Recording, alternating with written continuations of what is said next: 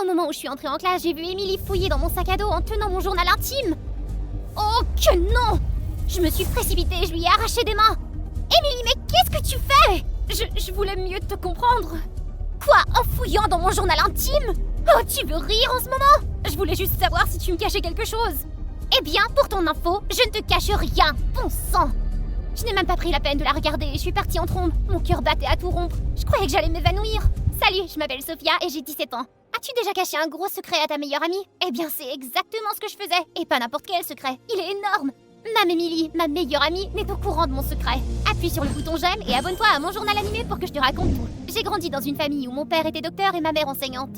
Ils ont toujours voulu que je suive leurs traces et que je devienne enseignante moi aussi. Une carrière respectable et stable qui est ô combien parfaite pour une fille comme moi. Mais en réalité, non. Depuis que je suis toute petite, je rêve d'être flic. Évidemment, mes parents n'étaient pas d'accord. Absolument pas. Être flic, c'est beaucoup trop dangereux pour une fille. C'est ma vie, c'est moi qui décide comment je veux la vivre. Mais ils n'entendaient rien, ils ne m'écoutaient jamais. Heureusement que j'avais Emily, elle était mon espace de sécurité, toujours là pour m'écouter quand les choses devenaient difficiles. C'est à elle que je confiais toutes mes pensées et tous mes sentiments. Tout ce que j'écrivais dans mon journal, je le partageais avec elle. Elle connaissait tous les secrets de ma vie. Il n'y avait pas de secret entre nous. Enfin, jusqu'à récemment. Un jour, mes parents et moi avons eu une grosse dispute à propos de l'université. Je voulais absolument faire l'école de police, mais mes parents voulaient que je devienne enseignante. Dans le feu de l'action, je me suis précipitée hors de la maison. C'est alors que j'ai vu un groupe de voyous harceler une fille dans la rue. Allez bébé, juste un verre avec nous, hein? S'il vous plaît, laissez-moi partir! Parmi eux, il y en avait un qui ne se mêlait pas à la fête. En fait, il était même intervenu pour arrêter les autres. Mec, les filles comme elles sont ennuyeuses. Ça vaut pas la peine de faire des efforts, laisse-la partir. Ils n'ont pas écouté et ont continué à la traîner vers un pub voisin. C'est alors que la flic en moi s'est mise en marche. Je les ai suivis à l'intérieur en essayant de trouver un moyen de l'aider. Une fois à l'intérieur, je les ai vus la forcer à boire. Qu'est-ce que je pouvais faire? Après un bref rappel à l'ordre, j'ai décidé d'agir. Avec autant de confiance que possible, je me suis dirigée vers eux, comme si l'endroit m'appartenait. Ils m'ont remarqué immédiatement, leur attention passant de la fille à moi. Profitant de la distraction, je lui ai fait un signe subtil de s'enfuir. Hé ma jolie, je peux t'offrir un verre? Il m'a tendu un verre. Pas le choix, je devais le prendre. J'ai prévu de faire semblant de boire une gorgée et de rebondir, mais en tendant la main pour le prendre, j'ai remarqué quelque chose. Un tatouage. Oh là! Ce tatouage me dit quelque chose! Mon cerveau s'est efforcé de relier les points, puis j'ai été frappée comme par un train. Il correspondait à celui d'un gang recherché pour une série de vols. Je l'avais vu aux informations. Impossible, c'était eux! J'ai dégluti difficilement, me forçant à rester calme. Excusez-moi, je dois aller au petit coin rapidement. Et je reviens tout de suite. Une fois dehors, j'ai sorti mon téléphone pour appeler les flics. Mais avant que je puisse composer le numéro, quelqu'un m'a attrapé par derrière et m'a arraché mon téléphone. C'était l'un des voyous. Oh mon Dieu, c'est grave maintenant. Très très grave. Était-il sur le point de m'achever ici même? J'ai pris mes jambes à mon cou en criant à tue-tête. À l'aide! Au voleur! Mais il m'a rattrapé et a mis une main sur ma bouche. C'est toi! Comme si j'allais l'écouter. J'ai mordu fort sur sa main, ce qui l'a fait lâcher prise. Appelez les flics! Il y a un voleur! Arrête de crier, je suis un flic! Quoi, il pense que je suis née d'hier? Je vais te laisser partir, mais seulement si tu promets d'arrêter de crier comme ça. Tu nous mets tous les deux en danger. Lentement, il me laissa partir. Prouve-le. Comment je peux savoir que t'es pas en train de mentir? Je m'appelle Evans, je travaille pour le département de la police de la ville. Je me suis infiltré dans ce gang pour enquêter sur leur trafic d'armes. Tu ne peux pas appeler les flics, ça va foutre en l'air toute mon opération. Il a sorti une carte d'identité. Evan Smith, département de la police de New York. Ça avait l'air sérieux. Alors maintenant tu me crois? J'ai hoché la tête, la tension dans ma poitrine un peu relâchée. Bien, mais tu dois me promettre de garder le secret, d'accord? C'est important. Evans, je peux t'aider? Evans m'a regardé fixement, complètement abasourdi. Il a rejeté mon offre en un instant. Pas question, ce n'est pas un jeu, c'est dangereux tout ça. Mais je ne plaisantais pas, j'étais sincère. Je voulais aider à faire tomber ce gang qui avait causé tant de chaos dans cette ville. Et honnêtement, je voulais prouver quelque chose. Montrer à mes parents que je n'étais pas seulement capable d'être un flic, mais un bon flic. J'ai rêvé être flic toute ma vie. J'ai étudié la psychologie criminelle. J'ai appris à gérer les situations d'urgence. Et tu pourrais avoir besoin de renfort là-bas. Je peux t'aider? Non, c'est trop dangereux. Reste en dehors de tout ça. Avant de pouvoir dire quoi que ce soit, le gang est sorti du pub et s'est dirigé vers nous. Alors, c'est ici que se sont enfuis les deux tourtereaux, hein? Evan, tu ne perds pas ton temps, hein, mon garçon? Oh, allez, nous étions sur le point de rentrer. Allons-y, il est temps de mettre cet endroit sans dessus-dessous. J'ai attrapé leurs bras et je les ai entraînés à l'intérieur avant qu'Evans ne puisse m'arrêter. Quand j'ai jeté un coup d'œil en arrière, son visage était un mélange d'inquiétude et de frustration. Pour gagner la confiance du gang, je suis devenue quelqu'un de nouveau. Une fille riche et gâtée qui se rebelle contre ses parents. J'ai troqué mes tenues contre des looks branchés. J'ai adopté une attitude et j'ai commencé à traîner avec eux tous les jours. Ils pensaient que j'étais inoffensive, peut-être même amusante. Bientôt, je les ai accompagnés à toutes les fêtes sans poser de questions. Mais Evans n'y croyait pas. Je sentais ses yeux vigilants sur moi en permanence, traquant chacun de mes mouvements. Un jour, j'ai suivi le gang jusqu'à leur cachette. Alors qu'ils se trouvaient au magasin pour prendre des collations, j'ai entendu un bruit provenant de la chambre du chef. Curieux, je me suis approchée et j'ai jeté un coup d'œil. Evans était là en train de fouiller dans quelque chose dans la pièce. À ce moment-là, il a levé les yeux et m'a vu. Je cherche un document important. Alors tiens-toi tranquille. Je peux t'aider à le trouver? Ah, si tu veux vraiment m'aider, alors tais-toi. Il était toujours aussi grincheux. Tout ce que je voulais, c'était l'aider. Avant que je puisse dire quoi que ce soit, nous avons entendu la porte d'entrée s'ouvrir en grinçant. Nous nous sommes tous les deux figés. Nettoie ça, je vais les distraire, d'accord? Je me suis élancée et j'ai intercepté les gars à la porte, attrapant un sac de provisions de l'un d'entre eux. Eh les gars, on est à court d'alcool. Sortez en chercher pendant qu'Evans et moi faisons la cuisine. Ça a marché. Ils sont repartis en maugréant contre le trajet supplémentaire. Quand j'ai jeté un coup d'œil dans la pièce, Evans avait déjà nettoyé, ne laissant aucune trace de sa recherche. Merci pour ça. Tu vois, je t'avais bien dit que je voulais t'aider. D'accord, t'es pas si mal comme partenaire. C'était la première fois qu'il me reconnaissait comme partenaire. Ça m'a rendue si heureuse. Nous ne traînions pas seulement ensemble. J'étais à fond là-dedans. Mais garder ce secret n'était pas facile. Je ne pouvais pas le dire à mes parents et surtout pas à Emily. Pour la première fois dans notre amitié, il y avait un mur entre nous. Ma rébellion soudaine a inquiété tout le monde. Mes parents ont tout essayé, des conseils gentils aux leçons de morale. Ils ne comprenaient pas pourquoi j'agissais ainsi. Les voir si bouleversés m'écrasait, mais leur dire la vérité ne ferait qu'empirer les choses. Emily, elle, n'abandonnait pas. Elle a continué à me presser pour que je lui dise ce qui se passait vraiment. Sophia, sois honnête avec moi, qu'est-ce qui se passe vraiment avec toi? Rien, je te dis, je ne cache rien. Menteuse, ce n'est pas toi ça. Je ne te reconnais même plus du tout. Crois ce que tu veux, c'est ma vie, et je vais la vivre à ma façon, alors ne t'en mêle pas. Et qu'en est-il de ton rêve d'être flic? Tu vas laisser ça tomber aussi? Mes parents vont me l'en empêcher, alors pourquoi je devrais essayer? Tu me laisses tomber. Tu as changé, Sophia. Elle est partie en claquant la porte, la culpabilité me rongeant. Tout ce que j'ai pu faire, c'était de chuchoter des excuses. Un jour, quand tout serait fini, je lui dirais tout. Mais Emily n'avait pas fini. Je l'ai surprise en train de fouiller dans mon sac à la recherche de mon journal intime. Je lui ai rapidement arraché des mains. Emily savait que j'avais l'habitude d'écrire dans mon journal. Mon cœur a failli s'arrêter, mais il semblait qu'elle n'avait rien lu. Du moins, je l'espérais. Après cela, nous avons complètement cessé de nous parler. Pendant ce temps, l'enquête devenait de plus en plus difficile. Mes parents savaient toujours où j'étais ou avec qui j'étais. Une fois, ils se sont même présentés au pub pour me ramener à la maison. Ils attendaient devant mon école tous les jours. Il était presque impossible de suivre le gang sous leurs yeux attentifs. À un moment donné, je me suis demandé s'ils n'avaient pas placé un traceur sur moi. J'ai fouillé mon téléphone, mais je n'ai rien trouvé. Evans a été frappé sans crier gare. Je me suis retournée et elle était là, ma mère. Le visage livide, les yeux pratiquement en feu. Sophia, rentre chez nous tout de suite! Elle m'a attrapé le bras si fort que j'ai failli trébucher, mais Evans m'a soutenue. Mauvaise décision. Maman pensait qu'il était un des voyous qui corrompait sa douce fille. Elle s'est mise à le frapper comme si elle était dans un match de lutte professionnelle. Espèce de monstre, comment oses-tu t'en prendre à mon enfant? J'ai dû l'éloigner avant qu'elle ne le blesse gravement. À ce rythme, elle allait vraiment le mettre en danger. Grâce à ce chaos, nous avons perdu la trace du gang et toutes les pistes. Mais enfin, il y eut une bonne nouvelle. Le gang a annoncé qu'il transporterait une énorme réserve d'armes ce week-end-là et qu'il prévoyait de fuir le pays par la suite. Ils nous ont même invités, Evans et moi, à participer à l'opération. Le jour J, Evans a envoyé la localisation aux flics. Des renforts étaient en route. Tout se passait bien, jusqu'à ce que je vois des silhouettes familières sprinter vers nous. C'était ma mère et mon père et... Quoi? Emily? Oh non! Arrêtez! Où emmenez-vous ma fille? J'ai appelé les flics! La scène s'est transformée en chaos lorsque le chef de gang m'a rapidement attrapé, m'utilisant comme otage. Son visage était tordu par la rage. Eh bien, on appelle les flics comme ça? Si vous la voulez vivante, reculez, laissez-nous partir. Arrière, allez, partez! Mes parents et Emily avaient l'air terrifiés. Ne lui faites pas de mal, je vais vous aider à vous échapper, mais ne touchez pas à ma fille! Non, il n'était pas question que je laisse tout notre dur labeur se perdre. Mais son emprise sur moi était d'une solidité à toute épreuve. J'ai jeté un coup d'œil autour de moi, j'y ai vu des barils. Tu sais que mes parents et moi ne nous entendons pas. Laisse-moi partir et je les ferai partir. Nous sommes du même côté. Il a hésité, relâchant juste assez sa prise. C'était ma chance, je l'ai poussé vers le bas de la pente et j'ai fait basculer les tonneaux sur lui. Le reste de la bande s'est précipité sur moi, mais Evans s'est déplacé comme l'éclair, les abattant avant qu'il ne s'approche. Et juste à temps, les sirènes ont retenti au loin. Les flics étaient arrivés et ont rassemblé tout le monde. Cette situation était très dangereuse, mais Dieu merci, Evans et la police sont arrivés juste à temps. J'ai alors réalisé que si je voulais devenir un grand flic, il me restait encore beaucoup à apprendre. Evan, bon travail. Je n'aurais pas pu le faire sans elle. Sophia a joué un rôle énorme dans cette affaire. Oh, bien joué, petite. Tu feras un jour une excellente flic. Continue comme ça. Alors que les policiers terminaient leur travail, je me suis tournée vers mes parents et Emily. Je peux tout expliquer. Evans est flic et nous avons enquêté sur ce gang ensemble. C'était dangereux, alors je ne pouvais pas vous le dire. Je suis désolée de vous avoir inquiété de la sorte. Je me suis préparée à recevoir le sermon de ma vie, mais au lieu de cela, maman et papa m'ont serré dans leurs bras. Ils m'ont dit qu'ils comprenaient enfin mon rêve et qu'ils me soutiendraient dans ma carrière de policière. J'ai regardé Emily. Je me demandais si elle était encore en colère. Je l'ai approchée. Je suis désolée de t'avoir caché ça. Est-ce qu'on peut repartir à zéro? Je comprends maintenant. En fait, je t'ai suivi. J'ai entendu Evans et toi parler d'un plan d'aujourd'hui et je l'ai dit à tes parents parce que j'avais peur pour toi. Je ne voulais pas tout gâcher, je suis désolée. Cela expliquait comment mes parents savaient toujours où j'étais, mais je ne pouvais pas lui en vouloir. Elle voulait seulement me protéger. D'accord, alors nous sommes quittes. À partir de maintenant, plus de secrets entre nous, d'accord? Nous nous sommes fait un câlin en riant, comme au bon vieux temps. Encore en retard, Lila. Désolé patron, je me suis genre assoupie dans le tram. Salut, je m'appelle Lila, j'ai 17 ans et je suis californienne jusqu'au bout des ongles. En ce moment, je travaille comme serveuse dans le restaurant 5 étoiles le plus chic de la ville. La vie n'est pas une promenade de santé, mais je suis reconnaissante de ce que j'ai. Lila, nous avons une table VIP.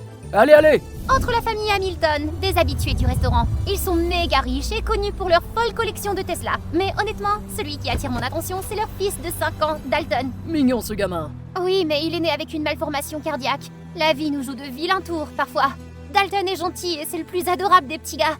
Il n'est pas comme ces gosses de riches coincés qu'on voit dans les films. Dalton, où est-il? Une seconde, il était là et pouf, l'instant d'après, il avait disparu. Alors que tout le monde se précipitait pour chercher à l'intérieur, j'ai couru dehors et je l'ai vu poursuivre un chat errant tout droit dans la rue. Une voiture fonçait sur lui. D'un seul bond et d'une prise ferme, tout a changé. Lorsque j'ai ouvert les yeux, Dalton était en sécurité dans mes bras. Monsieur et Madame Hamilton se sont précipités comme s'ils avaient vu un fantôme. Tu as sauvé notre fils. Laisse-nous te remercier. Je n'étais pas... Dalton a resserré ses bras autour de moi et m'a lancé un regard qui a fait fondre mon cœur. Dalton a besoin de quelqu'un qui s'intéresse vraiment à lui. Voudrais-tu être sa nounou? Il semble t'apprécier. À ce moment-là, comment aurais-je pu dire non? En entrant dans la propriété des Hamilton, j'ai eu l'impression de pénétrer dans un décor de comédie romantique Netflix. Le personnel s'affairait. Il était clair qu'il ne s'agissait pas d'une famille ordinaire. Lila, je suis là! Il m'a pris la main et m'a pratiquement entraînée à l'intérieur. Madame Hamilton m'a accueillie avec un sourire chaleureux. Bienvenue, Lila. Voici ta nouvelle maison.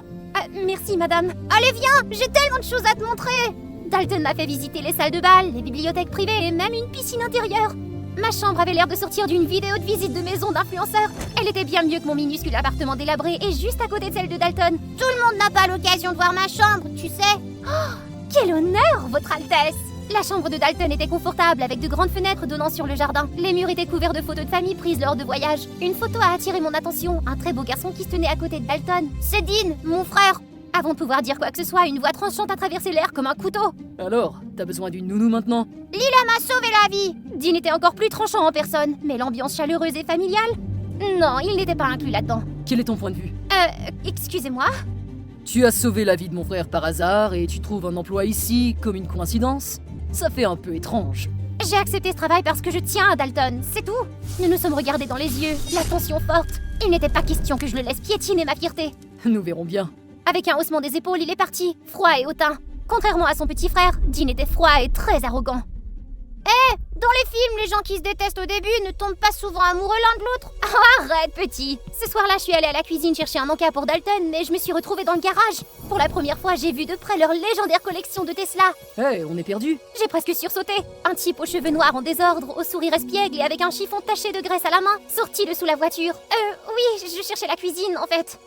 C'est bon, cet endroit est comme un labyrinthe. Je suis Victor, chauffeur de la famille, mécanicien à temps partiel et sauveteur à temps plein de nounous perdus. Tu es Lila, c'est ça? Je n'ai pas pu m'empêcher de rire en lui serrant la main. Victor m'a conduit à la cuisine en bavardant tout le long du chemin comme s'il était le personnage principal. Et nous y voilà, sains et saufs. Merci de m'avoir sauvé. Y a pas de quoi. Ne t'aventure pas dans les lestes, sauf si tu es d'accord pour rencontrer le fantôme du manoir Hamilton. Très drôle, Victor. À partir de ce jour, Victor et moi avons sympathisé. Il était impossible de ne pas l'apprécier. Un mois plus tard, tard dans la nuit après que Dalton se soit enfin endormi, j'ai décidé de prendre un roman à la bibliothèque. Mais c'est alors que j'ai remarqué une faible lueur provenant de la section des accès restreints. Se pourrait-il que ce soit le fantôme du manoir? Oh, arrête, Lila! Comment peux-tu même croire aux blagues ridicules de Victor? Mais la curiosité m'a accrochée et je me suis approchée. Une silhouette obscure munie d'une lampe de poche projetait des ombres inquiétantes, feuilletant avec frénésie une pile de documents. Un frisson m'a parcouru l'échine. Victor? Il a levé les yeux, son visage un mélange de choc et de panique. Puis sans un mot, il s'est précipité vers moi. Lila, tu ne devrais pas être ici. Qu'est-ce que tu fais ici et à cette heure? Victor a hésité, puis finalement il m'a fait une révélation choquante.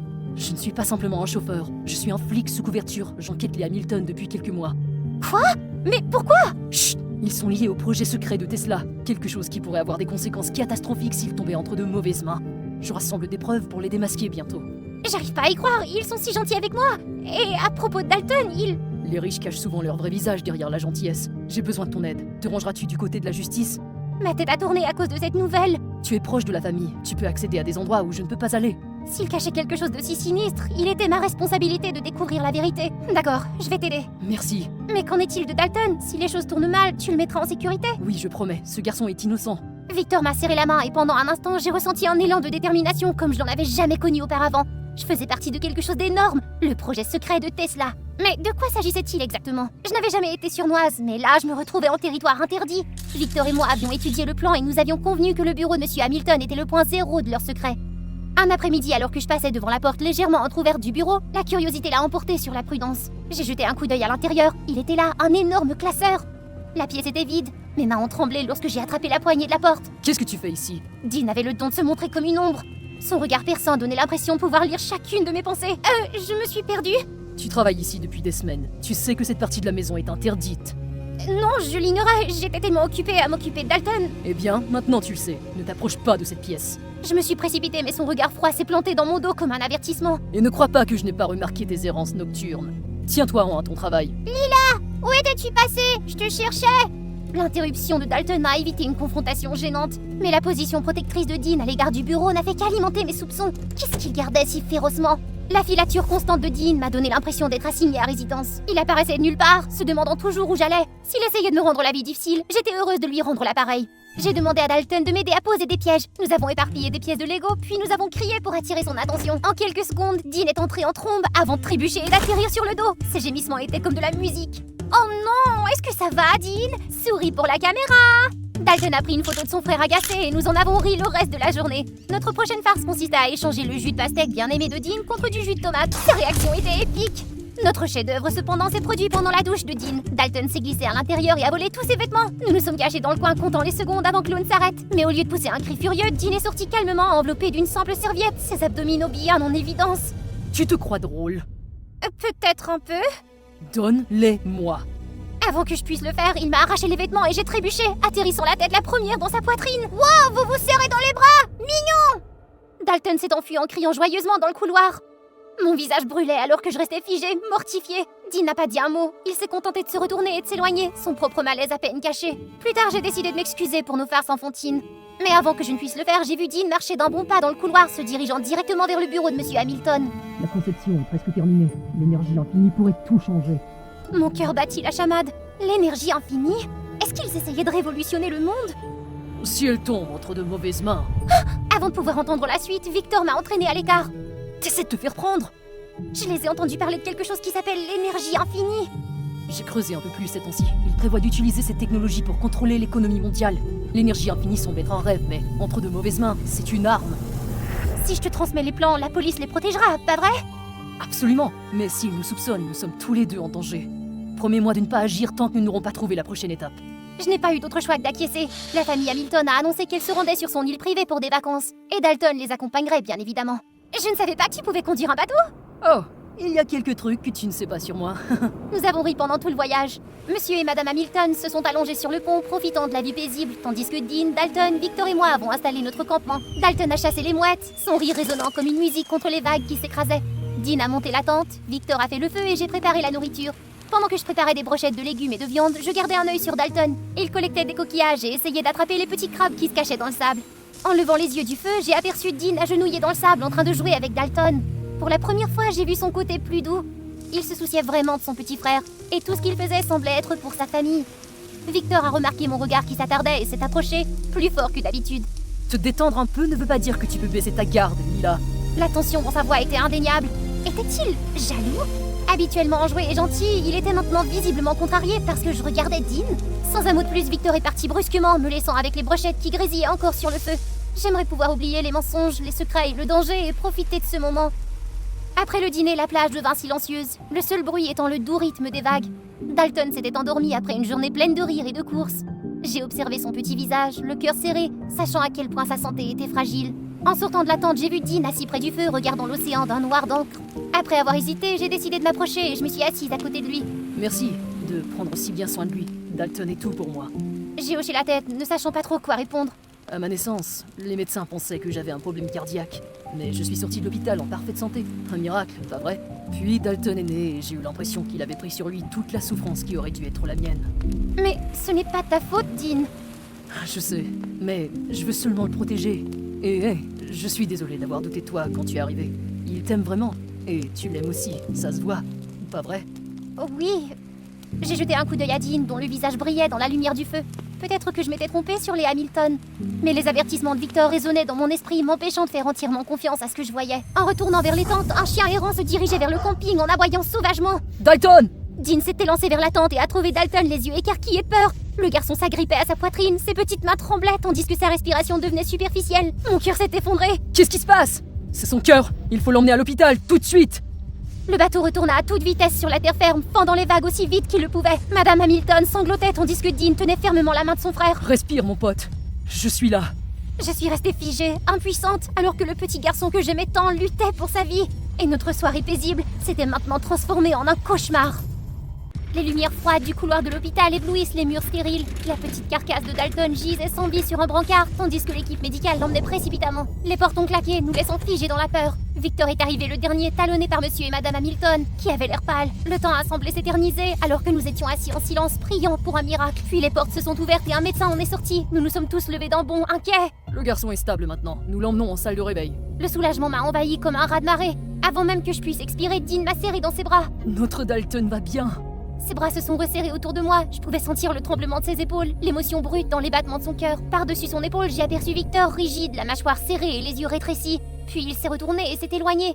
Dans les semaines qui ont suivi le retour de Dalton, le domaine Hamilton a repris son rythme habituel. Seul Dean avait changé. Il était plus doux et gentil. Chaque fois que nos regards se croisaient, il souriait. Cela a commencé par de petites choses. Un matin, les femmes de chambre se sont démenées pour le réveiller, frappant à la porte plusieurs fois, sans succès. Mais quand j'ai essayé, Dean s'est levé en quelques secondes. Et ça ne s'est pas arrêté là. Il a commencé à me chercher, à me proposer de porter des choses ou à traîner dans la cuisine pendant que je préparais les repas. Naturellement, les servants n'ont pas pu s'empêcher de le remarquer. Il n'a jamais agi comme ça avec quelqu'un d'autre. Lila, tu es vraiment spéciale. Peut-être qu'il tombe amoureux de toi. Pas question, je ne suis que la nounou de Dalton, c'est tout. Mais l'attention croissante de Dean m'a laissé un sentiment conflictuel. Ça me faisait vibrer, mais ça me faisait aussi peur. Comment pouvais-je empêcher mon cœur de s'emballer chaque fois qu'il était près de moi? Un après-midi, j'ai remarqué que les goûters préférés de Dalton étaient presque vides, alors j'ai demandé à Victor de m'emmener. Mais Dean est arrivé à l'instant. Tu vas quelque part? Oui, au magasin. Je vais t'y emmener. Oh, tu n'es pas obligé, c'est juste une petite course. Victor peut bien m'emmener. Non, je t'accompagne. Quelques minutes plus tard, nous étions au magasin, poussant un chariot dans les allées. J'ai choisi soigneusement les articles, vérifiant les prix en cours de route. Prends ce que tu as besoin, ne te préoccupe pas des prix. Je lui ai lancé un regard sceptique juste au moment où l'une des employées joyeuses s'est approchée de nous. Oh, tu es un père formidable! Tu fais des courses pour ton petit? Non, nous ne sommes pas... Exact, notre garçon nous tient en haleine, mais nous y arrivons ensemble. Je l'ai regardé bouche bée, ma mâchoire s'est presque décrochée. Il s'est contenté de hausser les épaules et se promener comme si de rien n'était. Je n'ai pas pu me concentrer sur les courses après ça. Peut-être que les femmes de chambre disaient vrai, peut-être qu'il avait le béguin pour moi. Sur le chemin du retour, j'ai remarqué qu'une Tesla noire et élégante nous suivait. Dean l'a remarqué aussi, Victor nous suivait. Pourquoi fait-il ça? Il est jaloux. Tu lui plais, tout comme moi. Attache ta ceinture, nous verrons bien qui sera le gagnant. Dean appuya sur l'accélérateur et la voiture bondit en avant. La Tesla a rugi en filant sur la route. J'ai jeté un coup d'œil en arrière, la voiture de Victor ne ralentissait pas. Dean a pris des virages serrés, laissant des traces de pneus et un nuage de fumée dans son sillage. La route s'étendait devant et il se faufilait dans la circulation avec une précision sans taille. Les grandes portes du domaine Hamilton s'ouvrirent juste à temps pour que la voiture de Dean entre en hurlant. La Tesla de Victor suivit quelques instants plus tard. Les deux hommes en sont sortis, le regard crépitant de tension. Je me suis mis là entre eux, ne sachant pas comment arrêter la tempête. N'oublie pas que cette Tesla n'est pas la tienne. La mâchoire de Victor s'est crispée, sa frustration presque palpable. Dean m'a pris la main et m'a éloigné. Plus tard, alors que je donnais son goûter à Dalton, Victor s'est approché de moi. Son attitude enjouée habituelle a été remplacée par un certain sérieux. Léla, il faut qu'on parle. À propos de quoi? Dean, tu dois faire attention à lui. Je l'ai conduit dans un endroit plus calme du domaine. Il te manipule, il t'utilise pour protéger des salles secrets de sa famille. Tu te rapproches trop de lui et c'est dangereux. Mon cœur s'est brisé. Que pouvais-je faire alors que je tombais déjà amoureuse de lui? Accablée, j'ai choisi de mentir. Garde tes amis près de toi et tes ennemis plus près, pas vrai? Donne-moi un peu de temps. Les yeux de Victor s'attardèrent sur les miens à la recherche de quelque chose, mais il hocha la tête et partit. Une chose était sûre, les choses devenaient incontrôlables. Ce soir-là, le manoir était étrangement calme. Monsieur et Madame Hamilton ainsi que Dean s'étaient rendus à une fête de la haute société. C'était l'occasion rêvée de me faufiler dans le bureau interdit. Si je ne pouvais faire confiance à personne, je trouverais la vérité moi-même. J'ai balayé les étagères, mes yeux s'arrêtant sur les dossiers bien rangés. Finalement, dans le tiroir du bas du bureau, je l'ai trouvé. Le projet d'énergie infinie de Tesla. Si Victor obtenait ce plan, tout serait fini. Mes mains ont tremblé quand j'ai tenu les plans. Ce n'est pas seulement un simple projet, il pourrait changer le monde. La pièce s'est éclairée et il était là, Dean, calmement assis dans le fauteuil.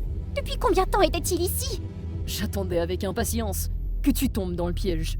Pensais-tu vraiment que tu pouvais entrer et sortir si facilement ici? J'ai toujours su comment t'attirer. Quel est ton but ici? Son attitude était glaciale, un retour en arrière à notre première rencontre quand il m'avait posé la même question. J'étais seulement curieuse, c'est tout. Ce n'est pas un jeu, Lila. C'est une question de vie ou de mort. Je sais que tu tiens à Dalton. Tu n'es pas une mauvaise personne. Alors qui tire tes ficelles? Quoi? Personne? Je te l'ai dit, j'étais simplement curieuse. Sais-tu au moins ce que c'est? C'est une batterie qui se recharge toute seule, alimentée par l'énergie ambiante. Imagine un monde où l'énergie est infinie, propre et gratuite. C'est ce sur quoi ma famille a travaillé pendant des années. Ces paroles s'opposaient à tout ce que Victor m'avait dit. La version de la vérité de Victor dépeint quelque chose de bien plus sombre. Très bien. Disons que je crois que tu ne travailles pas pour quelqu'un d'autre. Que tu es simplement curieuse. Alors, aide-nous à protéger ce secret. Le lendemain matin, je me suis assise sur la balançoire du jardin, regardant Dalton chasser les papillons. J'avais la tête qui tournait. Comment avais-je pu me retrouver dans ce pétrin? Dalton est un enfant si plein de vie. Victor se tenait tout près, le sourire lourd, sans le charme insouciant qu'il avait autrefois. As-tu trouvé quelque chose hier soir? Rien. Trop de fichiers, j'ai été submergée. Bien sûr, c'était un mensonge. Pourquoi es-tu si certain que les Hamilton sont les méchants? Et s'ils n'étaient pas ceux que tu crois qu'ils sont? Tu es trop confiante. Les gens comme eux n'arrivent pas au sommet sans marcher sur les autres, Lila. J'aimerais ne jamais avoir été au courant de tout ça. Je veux juste être une nounou normale. Alors tu veux t'en aller? Laisser les mauvaises personnes continuer à tout contrôler? Ce n'est pas ce que je... Victor m'a soudain embrassée. Stupéfaite, je l'ai repoussé, mais j'ai vu Dean qui se tenait tout près, l'expression indéchiffrable. Dalton s'est précipité sur Victor, ses petits poings le frappent en plein fouet. Laisse-la tranquille! Lila et Dean sont le vrai couple! Dean s'est retourné et est parti. J'ai couru après lui, mais Victor m'a attrapé le bras. Je t'aime, Lila. Ne le vois-tu pas? Je ne ressens pas la même chose. Je suis désolée. C'est lui, n'est-ce pas? Dean, il t'a éloigné de moi. Je n'ai jamais été la tienne pour commencer. Tu vas le regretter, Lila. Toi et les Hamilton, vous allez tous payer pour ce que vous avez fait. Un frisson m'a parcouru tandis que ses paroles restaient suspendues dans l'air. Quelque chose de terrible se préparait. Ce soir-là, après avoir bordé Dalton, je n'arrivais pas à me débarrasser de la tempête dans ma tête. Victor n'allait pas attendre. Il allait impliquer la police et déchirer les Hamilton. Je devais parler à Dean. Mais est-ce que ce baiser qu'il avait vu compliquerait les choses? Dean, je dois te dire quelque chose. Je sais, il est obsédé par toi et fera tout pour me provoquer, c'est clair. Non, c'est bien plus grave que ça. J'ai tout dit à Dean. Mon instinct me disait que je pouvais lui faire confiance. Victor est un flic. Je pense que ta famille devrait se rendre. Je vais m'occuper de Dalton, ne t'inquiète pas. Se rendre? Ma famille n'a commis aucun crime. Qu'est-ce qu'il t'a dit? Dean s'est levé d'un bond et s'est enfoui dans son ordinateur.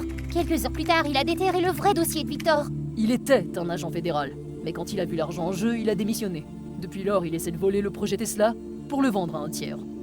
Il m'a manipulé alors? C'est lui qui m'a menti. La priorité maintenant, c'est de te protéger, toi et ma famille. Il ne reculera devant rien.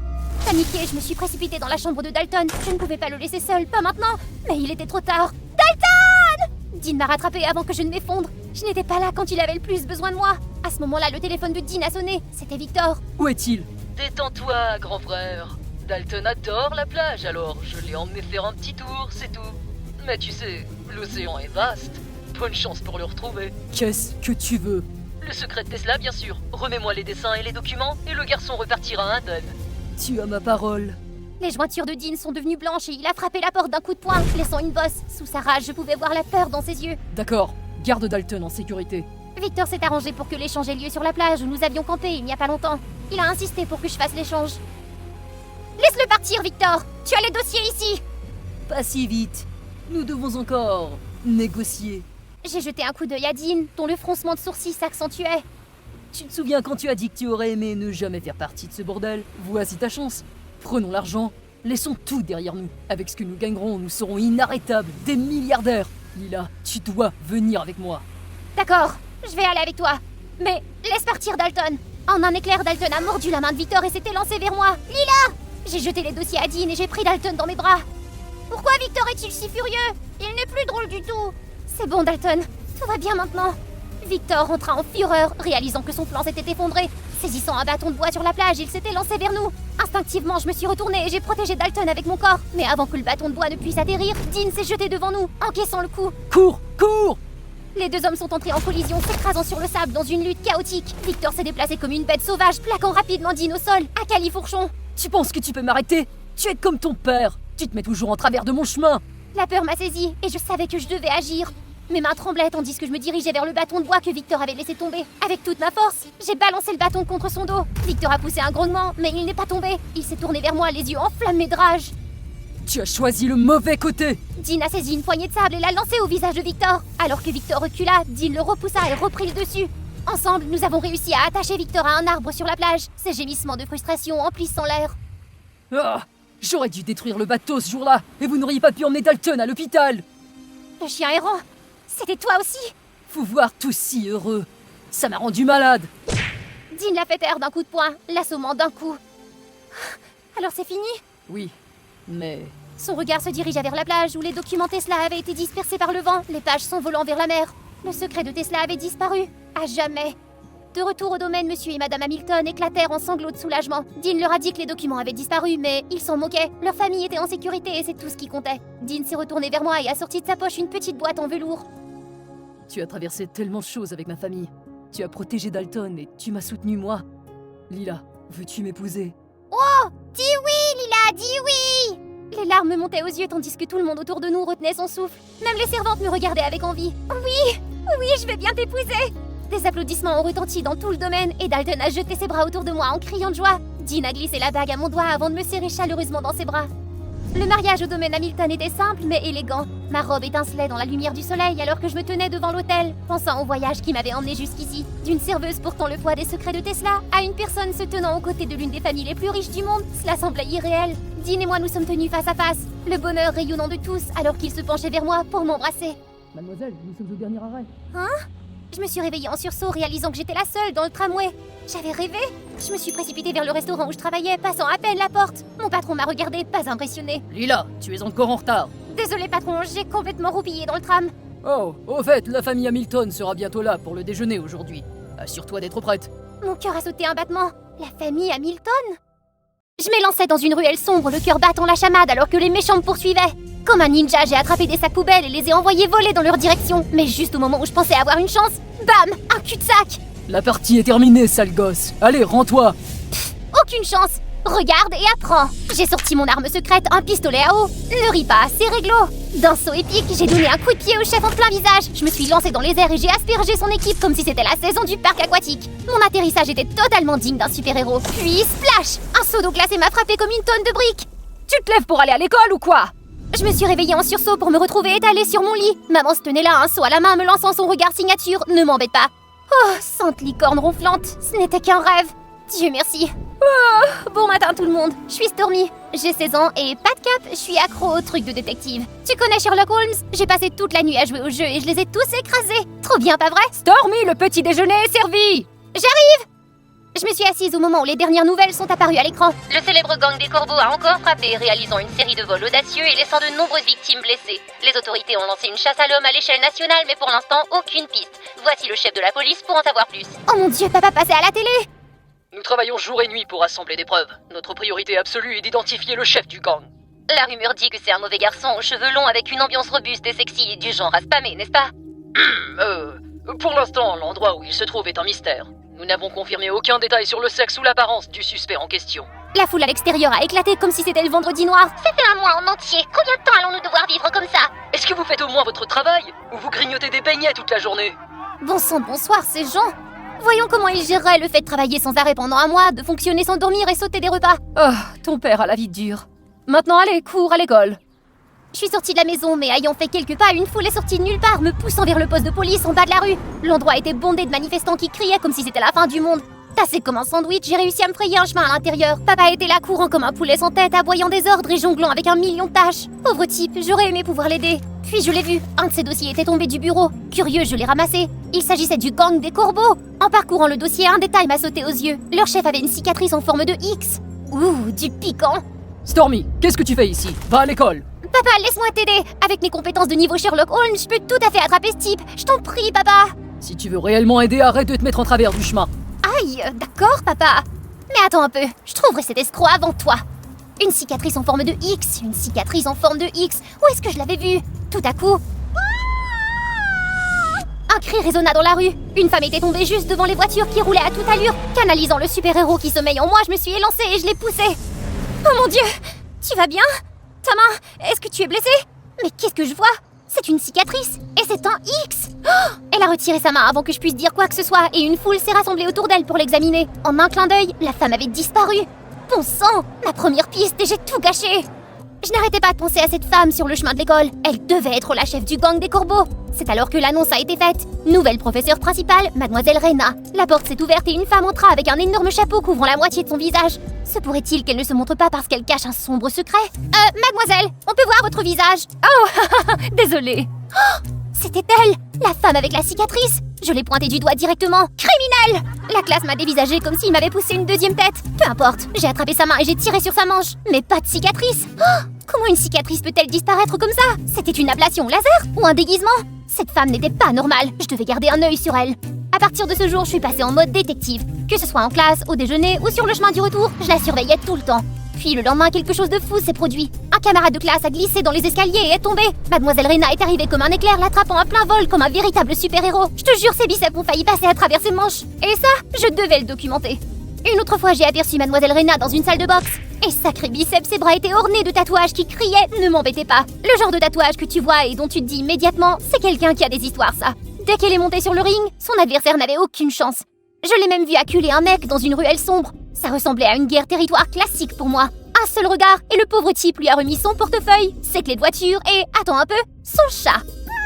Mais le plus choquant, c'est lorsque je l'ai suivi jusqu'à un appartement louche. Elle a glissé une montre ridiculement chère à un type et a commencé à faire des signes de la main comme s'il s'agissait de codes secrets d'un gang. De toute évidence, ce type était l'un de ses laquais et il préparait quelque chose, c'est certain. Des contrats d'armement, un butin caché ou peut-être de l'ananas sur une pizza pour le patron. Attends, quoi ?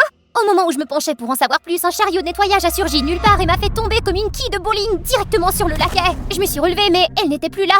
Où est ta patronne ? Crache le morceau. Le type était complètement désorienté. Puis j'ai remarqué un appareil d'écoute sur le sol. Oh, qu'est-ce que t'as entendu ? Qu'est-ce que tu comptes faire de nous, hein ? Ah, à l'aide! Je n'entends rien et cette fille m'attaque! Oh crotte! Paniquée, j'ai plaqué ma main sur sa bouche et je l'ai traînée dans l'appartement en verrouillant la porte derrière nous. Quand je me suis retournée, le type avait un balai et me poursuivait dans la pièce.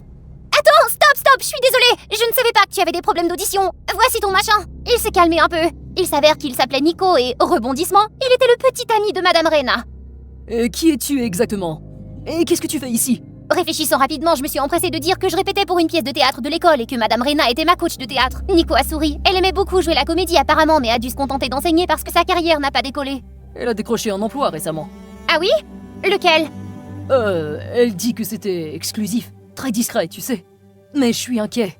Elle rentre tard, elle est de mauvaise humeur et elle traîne avec ces personnes qui ont l'air louches. Des personnes à l'air louche? Ouais, mais bon, elle amasse assez d'argent. Elle m'a même acheté une nouvelle montre et une voiture, regarde. C'est bien ça. Elle manipulait Nico, se servant de lui comme d'une couverture. Mes sens de détective se sont mis à hurler. Si je pouvais simplement découvrir son activité secondaire, j'ouvrirais grand les portes de cette affaire. Cette nuit-là, j'ai suivi Mademoiselle Rena. Elle est entrée dans un bâtiment délabré dont les lumières vacillantes évoquaient les films d'horreur. J'ai sorti un téléphone et j'ai commencé à enregistrer chacun de ses mouvements. L'endroit était tout droit sorti d'une scène post-apocalyptique. Poussière, moisissure et visibilité nulle. Puis j'ai aperçu une faible lumière dans une pièce. À l'intérieur, j'y ai vu un mur couvert de vieux journaux, de cartes et de photos du gang des Corbeaux. Des ficelles rouges s'entrecroisaient partout, reliant les détails à la manière d'un tableau de conspiration. Mademoiselle Rena se tenait au centre, entourée d'un groupe de personnes à l'air dur, ses yeux aiguisés comme des poignards. Demain soir, nous frappons le coffre-fort de l'entrepôt 7. Ne laissez aucune trace. Oh, nom d'un chien, elle préparait un hold-up. Je dois appeler papa au plus vite. J'ai couru à l'extérieur, le cœur battant la chamade. En me cachant à proximité, j'ai envoyé à papa l'emplacement et la preuve vidéo que Mademoiselle Rena était la chef du gang. En quelques minutes, lui et son équipe ont pris d'assaut l'endroit. Les flics ont fait irruption, menottant Mademoiselle Rena et ses accomplices. Mademoiselle Rena, chef du gang des Corbeaux, vous êtes en état d'arrestation. Quoi? Il y a eu une erreur. Je ne suis pas un chef de gang et ces gens ne sont pas des criminels. Arrête de le nier. J'ai tout enregistré, tout ton plan pour cambrioler l'entrepôt numéro 7. Oh, pour l'amour du ciel, nous sommes en train de répéter pour un film. Le scénario est juste là, sur la table. Hein? Je me suis figée pendant que les flics vérifiaient et bien sûr, il y avait un script correspondant à tout ce que j'avais filmé. Qu'est-ce que tu veux dire répéter? Nous sommes des acteurs, nous répétons pour un grand film sur le gang des Corbeaux. Les photos et les documents accrochés au mur ne sont que des accessoires. Le projet est très secret, alors nous avons dû choisir un endroit isolé comme celui-ci pour répéter. Je suis restée là comme une statue, la tête me tournant.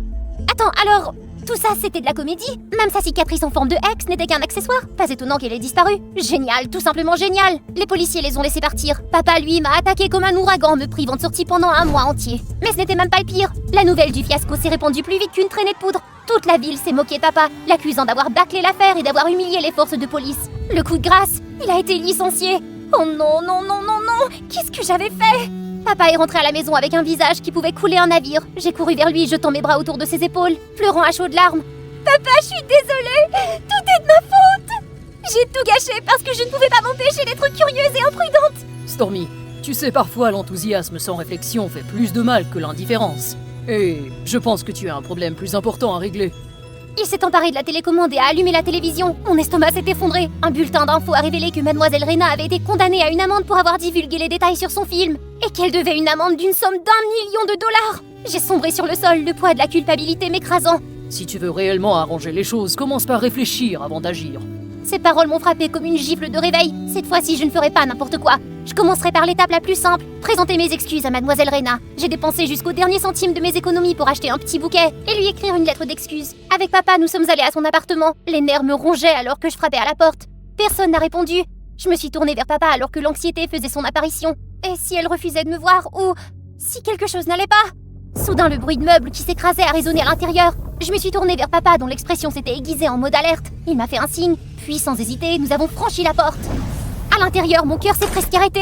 Nico se tenait au-dessus de Mademoiselle Rena, la main levée, la menaçant, tandis qu'elle se recroquevillait dans un coin tremblante. Papa s'est précipité, plaquant Nico au sol. Je me suis précipitée pour aider Mademoiselle Rena, dont le visage était pâle. Nico s'est libéré, a bousculé papa et s'est précipité vers la porte. Pas si vite, mon pote! Je me suis élancée et j'ai attrapé le dos de sa chemise. Le tissu s'est déchiré, révélant une grande cicatrice en forme de X dans son dos. Oh! Il a trébuché et s'est retrouvé par terre. Papa s'est jeté sur lui, le plaquant au sol pendant que je me précipitais sur mon téléphone. Venez ici, nous avons le vrai chef du gang des corbeaux! Mademoiselle Rena a tout confirmé en tant que témoin. Heureusement, les policiers sont arrivés juste à temps pour arrêter Nico. Après une série de questions et d'enquêtes détaillées, la vérité a éclaté. Nico était le chef du gang des corbeaux. Mademoiselle Rena était stupéfaite. Il s'est avéré que Nico l'avait utilisé comme bouclier pour cacher sa véritable identité. En surface, il jouait le petit ami aimant, mais leur relation était manipulatrice et toxique jusqu'à la fin. Mademoiselle Rena, je suis vraiment désolée. Vous êtes coincée avec cette énorme amende. Je dois être honnête, tu m'as vraiment déçue. Mais tout le monde fait des erreurs. Ce qui compte est de les reconnaître et d'en tirer des leçons. Cela dit, je te dois aussi des remerciements. Mais attends, pourquoi? Ce type, tu viens de me libérer de la plus grosse dette de ma vie. Pas l'argent, le désastre ambulant qu'était Nico. Mais qu'en est-il de la dette réelle? J'ai quelques économies, je peux trouver un emploi à temps partiel pour aider. Pas la peine. Tout ce que j'ai à faire, c'est de rendre la camelote qu'il m'a forcé à acheter pour lui. En entendant cela, j'ai laissé échapper un énorme soupir. La leçon avait bien été apprise. Ce qui s'est passé ensuite semblait tout droit sorti d'un film. Papa a été rétabli dans ses fonctions de chef de la police, salué comme un héros pour avoir abattu le célèbre chef du gang des corbeaux. Tous ceux qui avaient douté de lui n'ont fait qu'une bouchée de leurs paroles. La ville pouvait enfin respirer tranquillement. Et Mademoiselle Rena, son film est devenu une sensation du jour au lendemain. Et tout le buzz médiatique a effacé son énorme doute, comme si c'était un jeu d'enfant. Et la cerise sur le gâteau, Mademoiselle Rena m'a offert un caméo dans son film à succès. Peux-tu deviner quel rôle je jouerai? Laisse tes devinettes ci-dessous.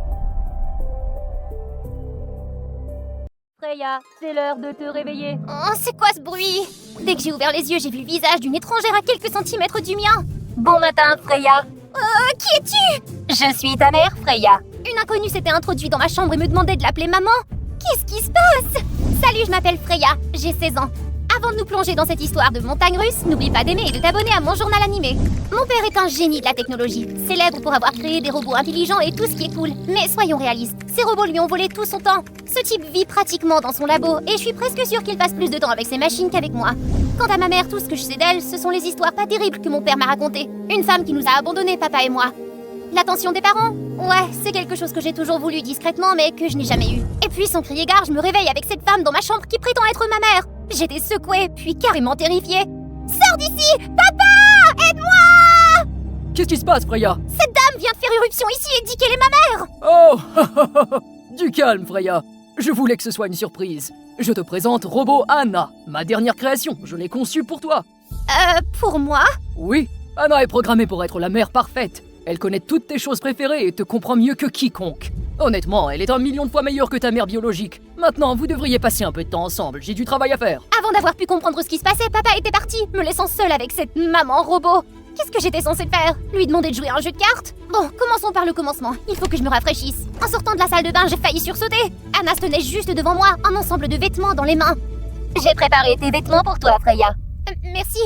Après m'être changée, je l'ai retrouvée dans la cuisine. L'odeur des crêpes m'a fait l'effet d'une étreinte chaleureuse. Voilà, c'est l'heure du petit déjeuner. J'ai regardé l'horloge. Ouais, exactement comme prévu. Papa avait vraiment réussi sa programmation. Je me suis assise et elle a placé une assiette de crêpes à la banane avec du miel et un verre de lait chaud devant moi. J'ai pris une bouchée. Bon sang, ces crêpes sont délicieuses. Merci, maman. Et juste comme ça, j'ai soudainement eu une maman dans ma vie. Je ne vais pas mentir, c'était plutôt sympa. Anna s'est occupée de moi comme une pro. Chaque matin, elle choisissait mes vêtements, me brossait les cheveux et préparait mes repas préférés. Le soir venu, elle me bordait avec sa routine habituelle de bonne nuit. Dors bien, Freya. Le fait d'avoir une mère m'a fait vibrer. J'ai commencé à souhaiter qu'elle reste avec moi pour toujours. Mais voici le hic. Anna ne pouvait pas vraiment saisir les émotions humaines. Et hier, je lui ai raconté une blague et au lieu de rire, elle m'a asséné sa réponse monotone. C'est une histoire amusante, Freya. Veux-tu que j'en trouve d'autres comme celle-là? Bon sang de bonsoir, tu parles de tuer l'ambiance. Une autre fois, nous regardions un film d'horreur dans le salon. Je criais à tue-tête. C'était tellement effrayant. Oh non, non, non! Anna, sauve-moi! Mais elle est restée assise là, souriante, comme dans une publicité pour du dentifrice. Est-ce que ce film t'a fait peur? Je me suis sentie tellement dégonflée. Ouais. Et puis sortie de nulle part, elle s'est levée, s'est dirigée vers la télé et l'a mise en pièces. Mais qu'est-ce qui se passait? Anna, qu'est-ce que tu fais? Il t'a fait peur. Je l'ai éliminé. C'était vraiment extra. J'ai immédiatement appelé papa pour lui dire ce qui s'était passé. Il s'avère qu'il avait programmé Anna pour qu'elle détruise tout ce qui pouvait me faire du mal.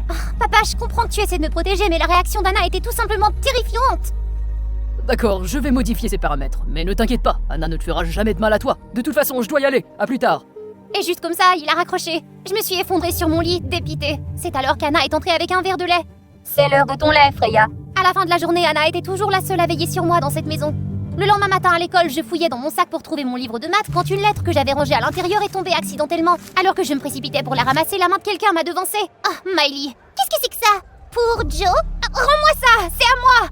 Oh, laisse-moi t'aider à la remettre à Joe, Freya. Hé Joe, écoute! À Joe, je ne sais pas quand j'aurai un jour le courage de t'envoyer cette lettre, mais je voulais juste te dire que je t'aime depuis longtemps. J'aime la façon dont tu lis tranquillement les livres et la façon dont tu apportes tant d'énergie sur le terrain de basket. La classe s'est mise à rire. J'ai jeté un coup d'œil vers Joe qui me fixait, le regard plein de dédain. Humiliée, dévastée, je voulais disparaître sur le champ. Quand je suis rentrée à la maison, je me suis précipitée dans ma chambre et j'ai pleuré à chaudes larmes. Mais Anna est entrée, je l'ai entourée de mes bras et j'ai tout déversé. Pourquoi sont-ils si méchants avec moi? J'ai levé les yeux vers Anna, son doux sourire toujours figé sur son visage, inchangé. Se faire des amis peut être un défi. Je peux te suggérer quelques façons de nouer des amitiés à l'école. Je n'avais pas besoin de suggestions, j'avais besoin de réconfort. Mais bien sûr, Anna n'était qu'une machine, elle ne comprendrait jamais ce que je ressentais. Me sentant étouffée, j'ai décidé d'aller marcher pour me vider la tête. Peut-être qu'un peu d'air frais pourrait m'aider. Mais non, après avoir marché assez loin, la pluie a commencé à tomber à verse. J'ai couru jusqu'à l'auvent d'une boulangerie voisine pour m'abriter un peu. À travers la fenêtre, j'ai aperçu Luna, une camarade de classe qui travaillait derrière le comptoir avec une femme qui ressemblait à sa mère. En observant leur chaleureuse interaction, j'ai eu mal à la poitrine. J'aurais aimé avoir quelqu'un qui m'aimait comme ça. Perdue dans mes pensées, je n'ai pas remarqué que Luna m'avait repérée. Freya, qu'est-ce que tu fais ici? Je me suis fait surprendre par la pluie, alors je m'abrite juste un peu ici. Ne reste pas planté là, allez entre. C'est la boulangerie de ma famille. Luna m'a fait entrer et m'a présenté à sa mère, Laura, une femme gentille et très élégante. Laura s'est afflairée autour du comptoir pendant un moment avant de revenir avec 2 tasses fumantes de cacao. Tiens, bois ça va te réchauffer un peu. Merci. Freya, est-ce que ça va? Tu sais, à propos de ce qui s'est passé ce matin, j'étais bouleversée, mais je me sens mieux maintenant. Il s'est passé quelque chose à l'école aujourd'hui? Avant de pouvoir répondre, Luna a raconté toute l'histoire. Sa colère était évidente.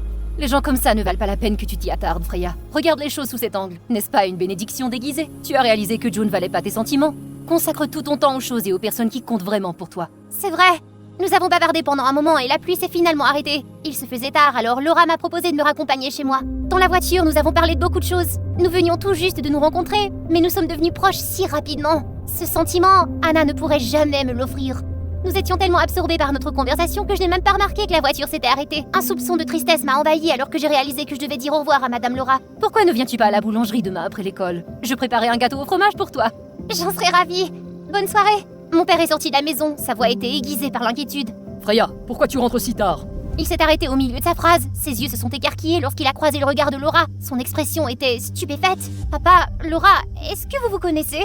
Le visage de papa s'est assombri de colère. Qu'est-ce que tu fais ici, toi? N'as-tu pas fait assez de dégâts en nous abandonnant, Freya et moi, comme tu l'as fait? Quoi? Papa, de quoi tu parles? Freya, cette femme irresponsable est ta mère. Ne lui parle plus jamais, rentre à l'intérieur. Laura était ma mère? J'étais encore sous le choc de cette bombe quand papa m'a pris la main, m'entraînant vers la maison. Mais Laura m'a tendu la main s'accrochant à mon autre main, les yeux pleins de larmes. Elle avait l'air vraiment contrariée. Freya, s'il te plaît, laisse-moi t'expliquer. Tu m'as tellement manqué pendant toutes ces années. Elle t'a manqué, tu l'as quittée. Ne me fais pas rire. Partir était la plus grosse erreur de ma vie. Je l'ai regretté chaque jour. Papa avait raison, elle m'avait abandonnée. Pourtant, elle était là, à être la mère parfaite de Luna alors que j'avais passé ma vie à chercher l'amour que je n'avais jamais eu. Tu sais, Assez! Qui a besoin d'une mère comme toi? Ne m'adresse plus jamais la parole. Je me suis arrachée et j'ai couru dans la maison, ignorant les appels désespérés de Laura derrière moi. Les jours suivants, Laura a essayé de me contacter, mais j'ai refusé de répondre. Luna m'appelait sans cesse, mais je l'ignorais aussi. Elle m'a même envoyé un texto. Freya, ma mère est juste ma belle-mère. Elle pense à toi tous les jours depuis des années, s'il te plaît, rencontre-la juste une fois. Pas question, je n'allais pas la rencontrer, ni maintenant, ni jamais.